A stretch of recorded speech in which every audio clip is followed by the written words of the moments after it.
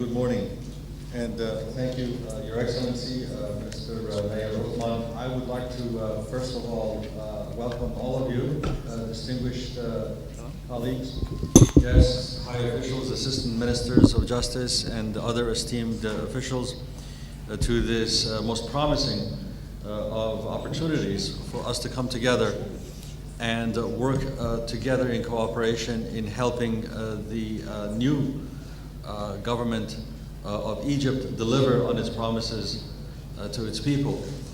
It is a very exciting day in Egypt. I am very fortunate to be a part of it in a very small way, contribute to the work that each of you are committing to do in support of the new government of Egypt.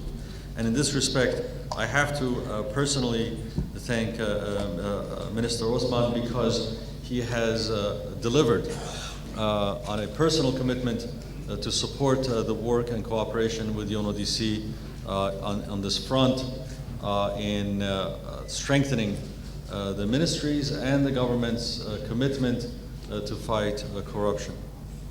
This work, today's event, and the larger efforts and cooperation with the Ministry of Justice and other ministries in the government of Egypt is being done within the framework of a project funded by the European Union. The name of the project is Supporting Measures to Combat Corruption, Money Laundering, and to Foster Asset Recovery in Egypt. And that project is part of a much broader program of cooperation that UN Office on Drugs and Crime has with the government of Egypt and other ministries. But without going into too much detail, it suffices to say that all of the work that UNODC does with the government of Egypt is producing a stronger commitment and adherence to the rule of law and to Egypt's international commitments under the legal frameworks and conventions that Egypt is a party to, as well as a stronger adherence to Egypt's new constitution and its guarantees and Egypt's new laws. So let me, before I get too far, also recognize and again congratulate Minister Osman for ensuring that today's event has received such a wide participation, but especially highlight that I notice, Your Excellency, the participation of so many of the female professionals of the Ministry of Justice, and that is a very encouraging sign. And on behalf of the United Nations, I congratulate Your Excellency for ensuring gender mainstreaming and inclusiveness in this very important front. As we embark on the new day in Egypt, we are going to see new opportunities arise for us to work together in enhancing the fight against corruption. And today's event on developing a code of conduct is a very important step in that direction. As you know, public confidence in the justice system is critical to the stability and the high functioning of any justice system. And in that respect, it is not only actual corruption that matters, perhaps even more importantly, it is the appearance of corruption that matters. From the public's perspective, they most of them never step foot in a courtroom. They know what they know, and the perception that they have is formed based on general information, some of it accurate, some of it not. So it is the appearance to the public of the integrity of the justice system that matters. And that's why having a strong code of conduct and a strong commitment to fight corruption and to lead on this front is very important. And I see the members of the media here today who are reporting, and I think it's important for the message to go out that under your leadership, the ministry is very committed to fighting corruption, and UNODC is very pleased to be a partner with you in this respect.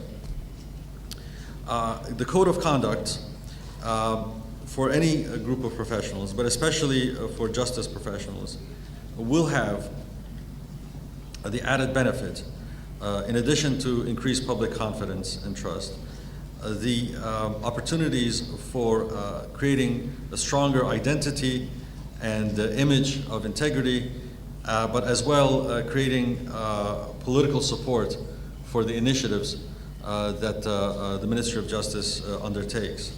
And as we hear more from experts today, we will get a better sense of how to identify the gaps and what codes of conduct can be adopted to fill those gaps and to make adherence to a system of integrity and transparency more effective.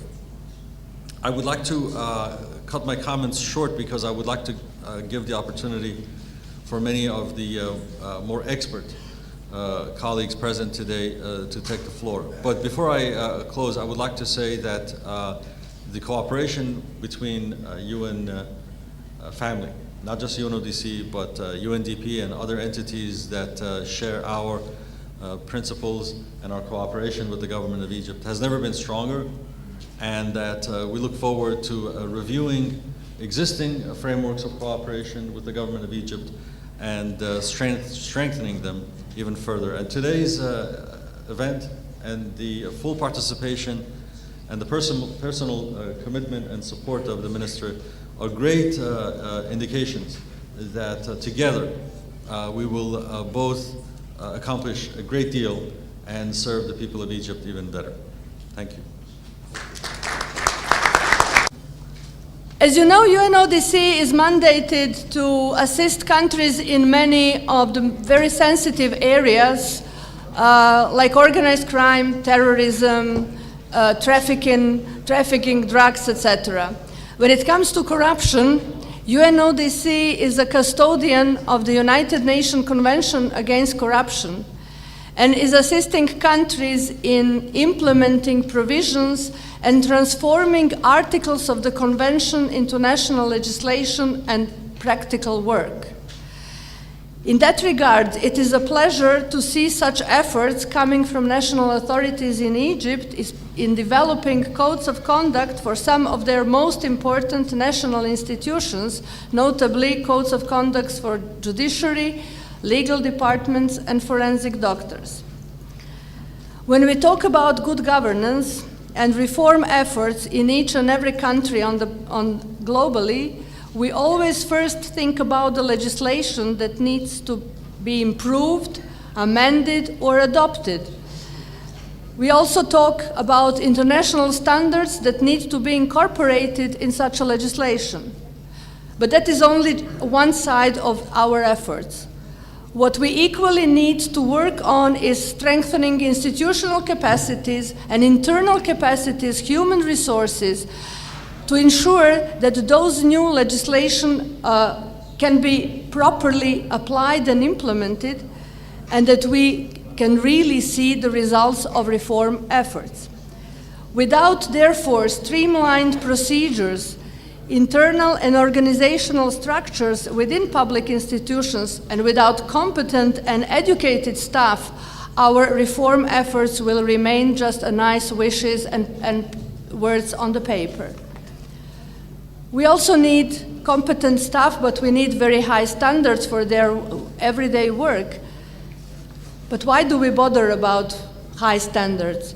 Because without high standards, we will not be able to ensure the provision of public services in equal and non-discriminatory way to our citizens.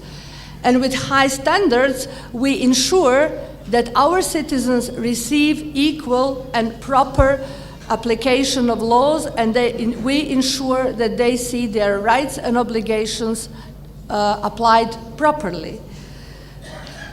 As we all know, laws are not implemented automatically. So we can have the best legislation in the world without proper procedures and competent staff that are committed to high standards of their work. We will not be able to provide the implementation of those laws in the best ways as we wanted. So implementation of laws takes people, highly motivated, highly educated, and competent staff to apply these laws.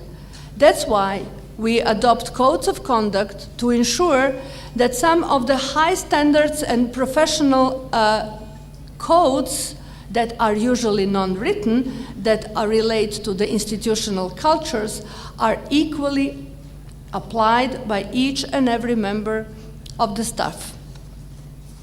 In the past couple of months, UNODC has been providing technical assistance and expertise to relevant authorities in Egypt in developing these 3 specific codes of conduct for judges, legal departments, and forensic doctors. We are honored to have assisted such a prominent group of national experts, and we are pleased to see that most of the international standards and principles have been successfully incorporated in these 3 documents that we will discuss and analyze today. Very important to these efforts has been the support provided by the Ministry of Justice, as it was their initiative that has led us to such a successful cooperation. In the past months, we have organized several so-called general workshops with all the 3 working groups, where we analyzed international principles and standards, and we presented some best examples and practices that should have helped in shaping respective codes of conduct here in this country. We notably discussed the UN Convention Against Corruption articles, Article 8, that requires state parties to adopt codes of conduct for public officials, for state administration. We also discussed and analyzed the requirements from the UNCAC Article 11 that talks about judicial integrity. As we all know, those are provisions that are obligatory to some extent to state parties, and Egypt has ratified this convention. We also discussed in depth and provided analysis of so-called Bangalore principles for judiciary, as this was the document that comprises universally acceptable standards of judicial integrity, and we also presented other documents as well as examples that could help in these endeavors. It was clear from the outset of our cooperation with the Ministry of Justice that ethical and anti-corruption requirements are considered as an integral part of their efforts in reforming the public sector in this country. It therefore didn't take much to elaborate with all the 3 working groups the need to adopt such documents and to establish the needed and desired scope and elements of these documents that would target all categories of elected and appointed public officials respectively. In the subsequent weeks after these first initial general workshops, UNODC was working with each of the working group to ensure the in-depth discussions over the principles, to establish the adequate format and content of these documents, and most importantly, to ensure their effective enforcement. As we all know, codes of conduct might be wonderful documents establishing some of the most important ethical principles and standards, but they usually if they don't have a proper enforcement mechanism, can just stay a wishful listing. We are very satisfied with the level of commitment of all the 3 working groups to incorporate ethical principles in their legal system, to make them mandatory and operational, to enforce them, and we hope that today's discussion will show some more modalities and methodologies in making these documents operational and publicly known by all public officials.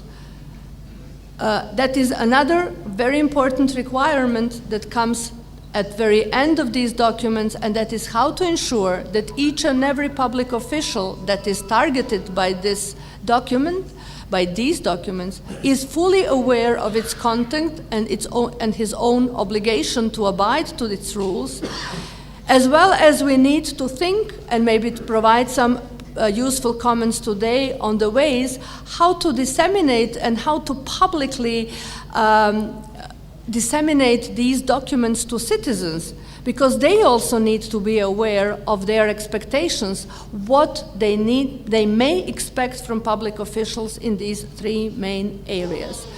Without this synergy, it will be impossible for a broad public to understand what exactly are you doing, what kind of codes are you applying, and what they should expect.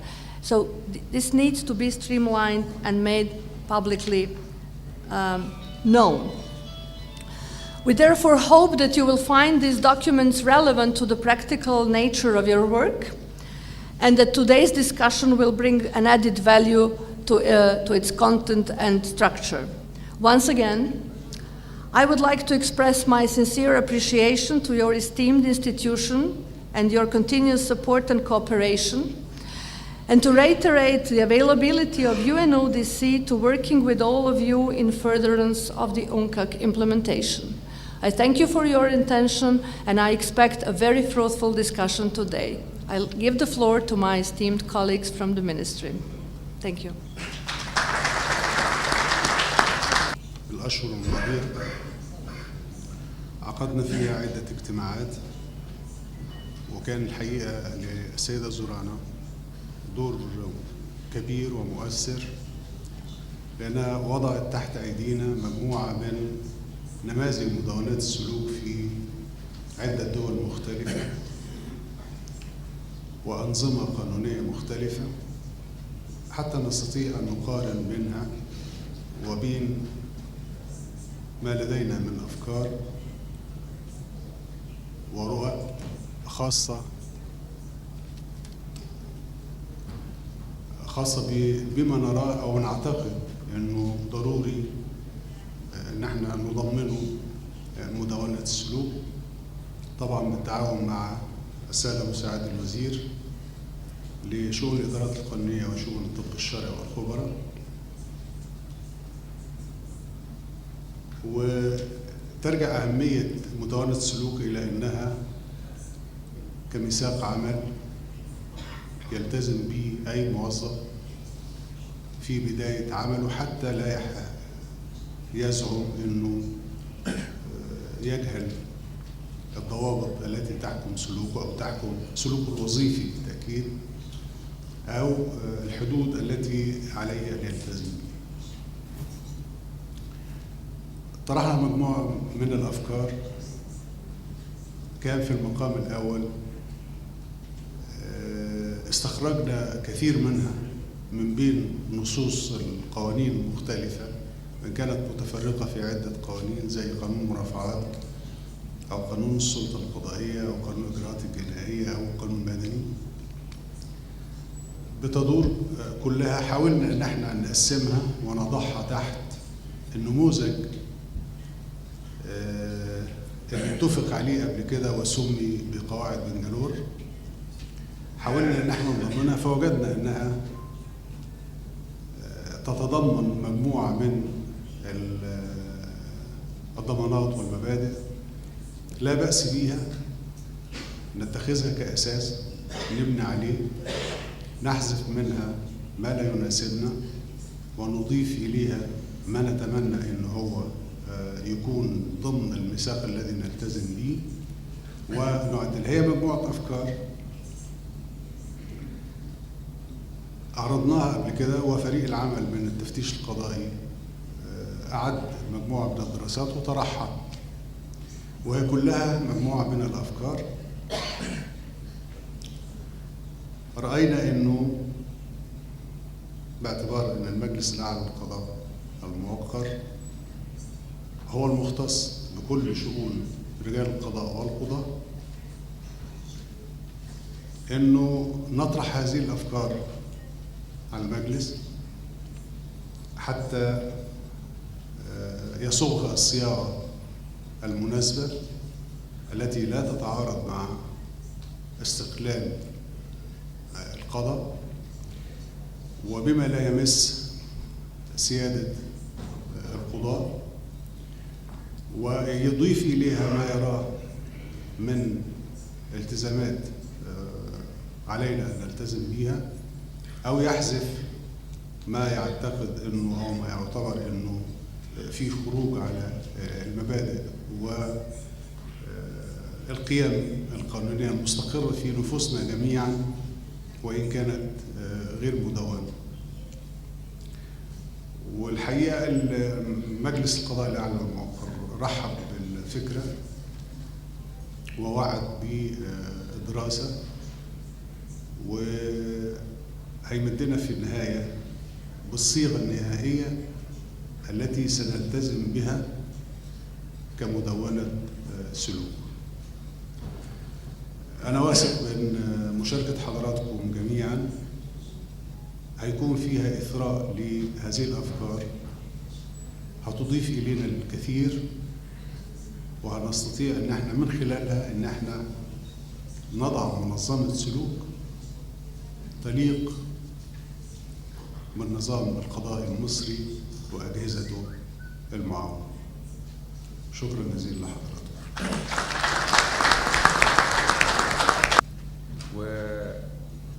وأحب أوضح أن بالنسبة لقطاع الإدارات القانونية، وإن كان طبعا يختلف بعض الشيء عن قطاع التفتيش القضائي، إلا أن الحقيقة الهدف المرجو بالنسبة للقطاع التفتيش وقطاع الإدارات القانونية هو هدف واحد، وهو الاعتناء بالعنصر البشري. وفي الحقيقة بتسعى كافة مؤسسات الدولة إلى تحقيق جودة الأداء من خلال تعزيز منظومة أخلاقيات العمل، والذي بدوره ينعكس على نمو المجتمع.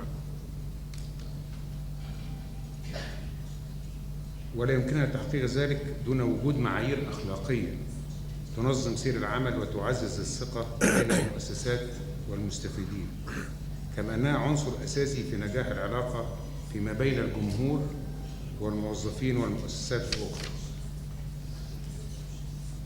وقطاع الإدارات القانونية بوزارة العدل إدراكا منه لهذه الحقيقة فقد حرص على أن يأتي أداء عضو الإدارة القانونية في إطار منظومة من القيم والمبادئ الأخلاقية التي تحكم السلوك المهني والوظيفي، بما يساعد على تحقيق الكفاءة العالية في الأداء، وسعى إلى إعداد مشروع وثيقة لقواعد السلوك الوظيفي يلتزم بها كل أعضاء الإدارات القانونية بالهيئات العامة والمؤسسات العامة والوحدات الاقتصادية التابعة لها والخاضعة لإشراف القضاء. وحرص في هذا الصدد على توافق محتوى الوثيقة مع المعايير الصادرة عن المنظمات الدولية والإقليمية. وتهدف هذه المدونة إلى الارتقاء بالمهنية والنزاهة في أداء الوظيفة العامة، وتعريف عضو الإدارة القانونية بحقوقه وواجباته لتكون أساس المساءلة والإثابة، وإرساء معايير أخلاقية وقواعد ومبادئ أساسية لآداب وظيفة أعضاء الإدارات القانونية، وتعزيز الالتزام بهذه المعايير والقواعد والقيم، وترسيخ أسس الممارسات الجيدة. كما تهدف المدونة إلى المساهمة في مجال محاربة كافة أوجه الفساد أو الانحراف من خلال تنمية الرقابة الذاتية لدى أعضاء الإدارات القانونية ومراعاة المصلحة العامة على المصلحة الشخصية، مع التأكيد على التأثير الكبير للأخلاق وقواعد السلوك في حياة الأفراد والمجتمعات. وآخر حاجة من أهداف هذه المدونة هو بناء الثقة بين المواطنين والأجهزة الحكومية. وفي هذا الإطار تم إنجاز مشروع المدونة، والتي عكف على إعدادها مجموعة من السادة المستشارين والمتخصصين من داخل القطاع وخارجه، وأتوجه لهم بخالص الشكر الحقيقة. وإن شاء الله المدونة أو مشروع المدونة هيكون بين إيدين حضراتكم، وأتمنى بمشاركة فعالة من كافة السادة الحضور بالنسبة للإجراءات القانونية لإسراء العمل وتعديل وتنقيح وتجويد أي نصوص إن شاء الله من هتطلع عليكم. والسلام عليكم ورحمة الله وبركاته. أرحب بالسيدة الرزاني، كما أرحب بالسادة الزملاء مساعدي الوزير والسادة الحضور. وأود في بداية كلمتي أن أشير لماذا ألحقنا مدونة سلوك بقطاعي الطب الشرعي والخبراء. فشمولهم مع القضاء لأهميتهم في دورهم في إبراز العدالة، ومما لا شك فيه أن في الأيام أو في التطور الحالي أن أغلب المنازعات تنطوي على أمور فنية تغيب عنا كقضاة لأن معارفنا قانونية، ومن هنا توجب الضرورة الاستعانة بالفنيين سواء خبراء وزارة العدل أو الأطباء الشرعيين للوقوف والبحث في الأمور الفنية التي تغيب عن عدالة المحكمة. ومن هنا كانت الأهمية لوضع قواعد وضوابط وآداب تحكم سلوك هؤلاء. الترجمة مفيش بتسأل السيدة روزانا. واصل اهو.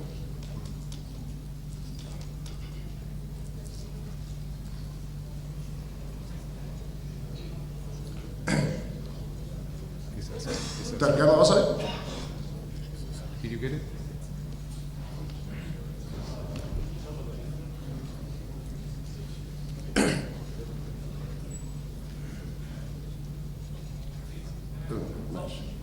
ومن هنا كانت الأهمية لوضع ضوابط وقواعد تضبط سلوك هؤلاء في القطاعين لأنهم جزء من القضاء، سيما وإن كان أحكام محكمتنا العليا محكمة النقد بتقول إن للقاضي أن يأخذ بالتقرير كله أو بعضه أو يرفضه، إلا أن الواقع العملي في الأمور الفنية بناخذ بتقرير الخبير أو بالجهات الفنية. ومن هنا كانت الضرورة لوضع تلك القواعد، وهذه القواعد موجودة في التشريعات سواء في المرسوم بقانون 96 لسنة 52 اللي بنظم قطاعي الطب الشرعي والخبراء، أو في قانون الإثبات، وما جاء اليوم في مشروع المدونة ما هو إلا تكريس لتلك القواعد وتوحيدها للارتقاء بها وتفعيلها، إنما هي موجودة في تشريعات. هذه القواعد في رأيي بتنطوي على 3 مجموعات. المجموعة الأولى عبارة عن علاقة الخبير سواء الخبير أو الطب الشرعي بالمحكمة، بتنظمها قواعد في في المرسوم بقانون 96/52 أو قانون الإثبات، في إن هو التزامه بالحكم وعدم خروجه عن الحكم التمهيدي أو التطرق لمسائل قانونية حتى لا يتعرض للبطلان، وبرضه بينظم إن القاضي يأخذ بتقرير الخبير كله أو بعضه زي ما ذكرنا. في مجموعة تانية بتتعلق بعلاقة الخبير بالخصوم، وهي مبدأ المواجهة، لازم يخطر ولازم يواجه الناس الحاضرين، والاخطار لازم يتأكد من وصوله، وبيدي الحق للخصوم في رده، وبيديله الحق في انه يتنحى. كل الكلام ده منظم في قانون الإثبات ومرسوم بقانون المنظم الحالات دي. والعلاقة الثالثة بتتعلق بشخصه، وهذه الحالة بقى في كيفية اختياره، لازم يكون على كفاءة في استقلاله في عمله الفني.